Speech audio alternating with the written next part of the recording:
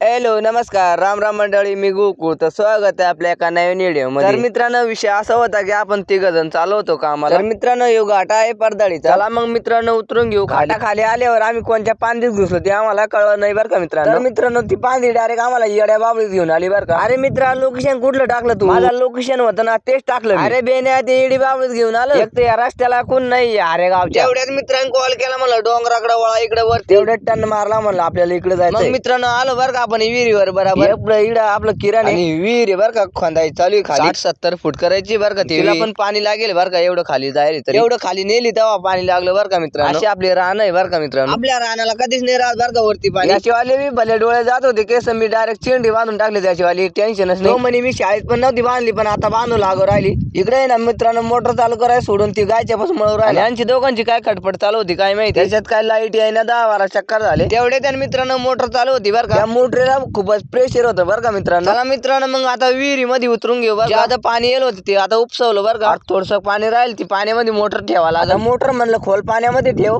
आणि इकून आहे ना मित्रांनो, एवढं पाणी लागेल होतं बरं का, ठेम ठेम पडायचं खूप सार खाली. हे 2 जण लागले म्हणायला, आम्हाला दोघाला घेतो ब्लॉग मध्ये. हे 2 जण सुद्धा कामालाच राहते बरं का. बघू शकता मित्रांनो, एवढी खोल झाली बरं का, विहीर खालून दिसते एवढी व्हायले बरं का मित्रांनो.